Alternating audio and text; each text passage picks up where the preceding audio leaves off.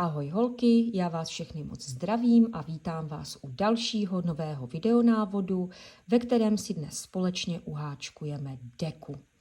Tak, bude to teda naše první deka, já jsem ji nazvala bublinka, protože ten vzor vytváří takové krásné nadýchané bublinky.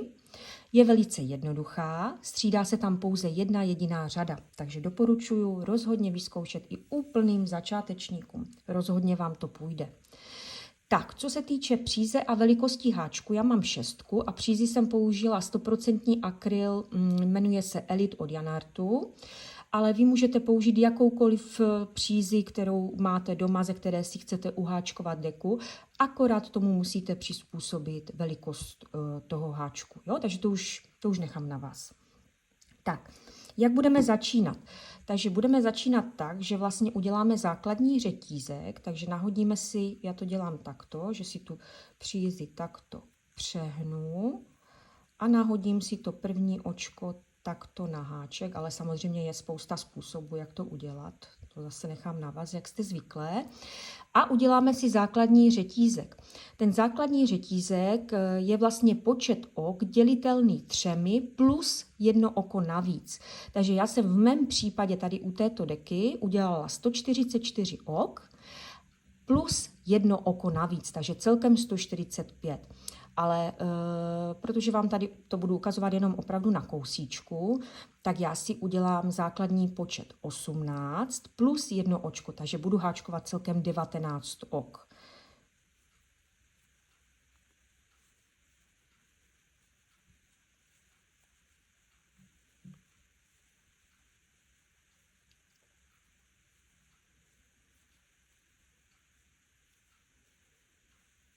Takže já mám teda řetízek 19 ok, to znamená řetízek dělitelný 3 plus 1 očko. Jo, v mém případě 18 plus 1.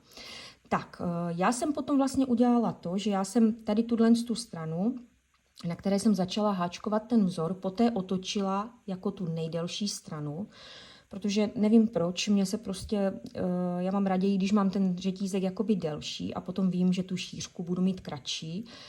U tohoto vzorku jsem si to mohla dovolit, protože ten vzorek je opravdu univerzální, ať ho otočíte z jakékoliv strany, tak on pořád vypadá dobře, ať už z lícu, z rubu, zleva, zprava, prostě bude krásný. Jo? Takže nechám to na vás. Buď vlastně začnete takto a budete pokračovat do té délky, anebo to uděláte jako já, že si uděláte ten řetízek delší a pak si to takto otočíte, tím pádem toto bude vaše délka poté. Jo, to už nechám na vás.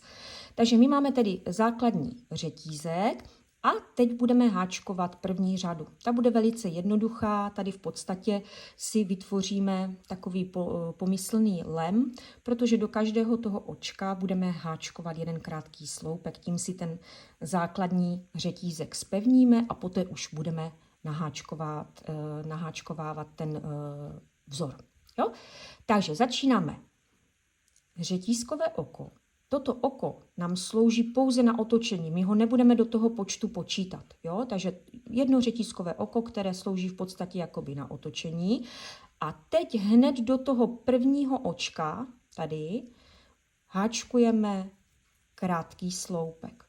A teď budeme pokračovat do všech následujících oček jeden krátký sloupek. Takže vždycky nabíráme, nebo já to aspoň tak dělám, nabírám tady to vrchní očko a do každého očka háčkuju jeden krátký sloupek.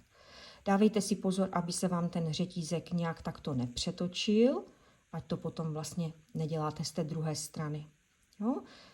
Háčkujte takhle hezky, jeden vedle druhého, tu první řadu dělejte pomalu, snažte se opravdu to dělat tak nějak jakoby rovnoměrně, to utahování. Já vím, že to jde velmi těžko, někdy i záleží hodně na přízi, ale ať máte ten základní řetízek hezky rovný a takový jakoby úhledný. Jo? Takže dejte si záležet. Tady opravdu tu první řadu se snažím dělat vždycky hodně pomalu a úhledně. Já to samozřejmě teď na videu udělám rychleji, protože to mám jenom, abych vám to ukázala. Ale postupujeme teda jeden krátký sloupek do celého toho základního řetízku. Takže hezky očko po očku. Snažíme se tedy rovnoměrně utahovat. Tak a až se dostaneme do toho posledního očka, tak tam taky jeden krátký sloupek. Jo, takže máme vlastně základní řetízek a do každého očka jsme teď háčkovali po jednom krátkém sloupku. Hezky jsme si to zpevnili a mě v podstatě potom, když jsem si to takto otočila, to sloužilo jako lem té deky. Jo, já už jsem to potom neobháčkovávala. Tak a jdeme na řadu číslo 2, takže uděláme si 2 řetízková očka a opět tyto 2 řetízková očka nám slouží pouze na otočení. Jo? Takže teď jsme si to otočili. Tyto 2 řetízková očka vůbec nepočítáme do toho počtu. Slouží na té straně pouze na otočení. A teď tady máme první očko, do kterého začneme naháčkovávat jakoby tu první bublinku. Takže jdeme na to. Takže do prvního očka uděláme skupinku. Krátký sloupek a 2 dlouhé sloupky. Je to tedy skupinka a celou tuto skupinku háčkujeme do toho jednoho očka. Takže krátký sloupek a 2 dlouhé sloupky. No a to máme vlastně tu první bublinku. Tak, pokračujeme dále tak, že následující 2 očka vynecháme a do toho třetího očka háčkujeme opět tuto samou skupinku. Takže 2 očka vynecháme a do následujícího očka háčkujeme krátký sloupek. Já vždycky ten krátký sloupek si takto jemně utáhnu a 2 dlouhé sloupky. Jo, takže ten krátký sloupek jemně utáhneme a poté 2 dlouhé sloupky, ty už háčkuju klasicky, klidně volněji. Tak a máme další bublinku. Opět 2 očka vynecháme a do následujícího očka háčkujeme opět skupinku krátký sloupek, zase jemně utáhneme a 2 dlouhé sloupky. Takže opět do toho jednoho očka. Takto. A zase 2 očka vynecháme a do následujícího očka háčkujeme opět skupinku krátký sloupek a 2 dlouhé sloupky. Zase to háčkujeme do toho jednoho očka a znovu 2 očka vynecháme a do následujícího očka háčkujeme krátký sloupek, zase jemně utáhnu a 2 dlouhé sloupky, celou skupinku do jednoho očka. Tak máme. A pokračujeme dále. Opět 2 očka vynecháme a do následujícího očka háčkujeme skupinku krátký sloupek, zase jemně utáhneme a 2 dlouhé sloupky.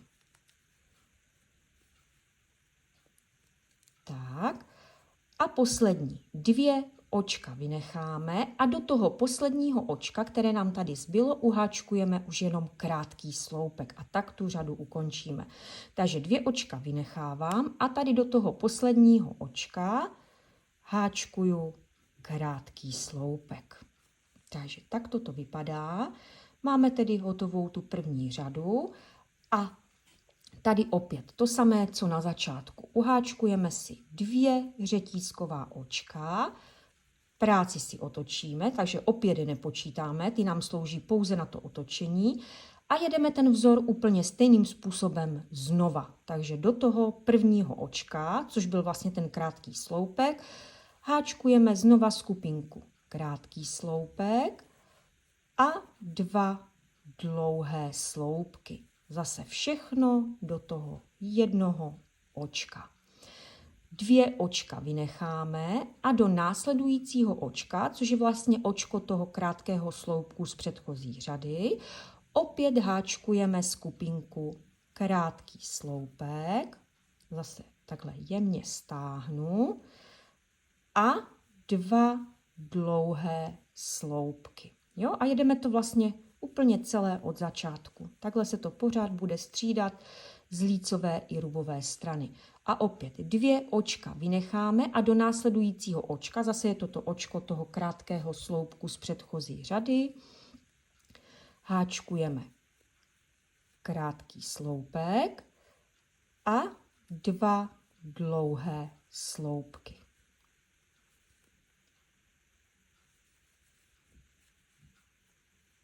Tak. A zase 2 očka vynechávám a do následujícího očka háčkuju krátký sloupek. Takže zase jemně stáhnu a k němu ještě 2 dlouhé sloupky. Tak. A zase 2 očka vynechávám a do následujícího očka, zase očko krátkého sloupku z předchozí řady, háčkuju krátký sloupek a 2 dlouhé sloupky. Tak a takto pokračujeme až do konce. Zase 2 očka vynechám a do následujícího očka krátký sloupek a 2 dlouhé sloupky. Tak a teď už tady mám zase poslední tu bublinku a tady opět vynecháme 2 ty očka a do toho posledního očka uháčkujeme pouze krátký sloupek. Tak. Jo, a to je celý vzor, holky. Tak toto vypadá. Takže tady už vidíte, pomalinku se nám začínají vytvářet ty bublinky. Ono možná se vám bude zdát v prvních třeba 5 řadách, že ty bublinky nemáte takto vystouplé jako já. Ale věřte mi, že po těch 5, 7, 10 řadách už to krásně začne takto vystupovat ten vzor. Jo? Takže se toho vůbec nebojte, že těch v prvních, dejme tomu 5 řadách, to máte takové splácle, když to řeknu. Jo? Ono se to krásně takto začne nafukovat, až těch řad bude trošičku víc. Takže takto stále budete dokola pokračovat, takže následující řada, jenom ten začátek si ještě ukážeme. Opět si uděláte 2 řetízková oka, práci si otočíte a tady do toho prvního oka zase začnete háčkovat skupinku krátký sloupek a 2 dlouhé sloupky. Poté zase 2 očka vynecháte a do očka toho krátkého sloupku opět budete pokračovat tou skupinkou zase až do konce té řady a tady u té poslední bublinky zase 2 očka vynecháte a do toho posledního očka háčkujete krátký sloupek. Já vám, holky, přeju krásné tvoření a budu se na vás těšit opět u dalšího videonávodu.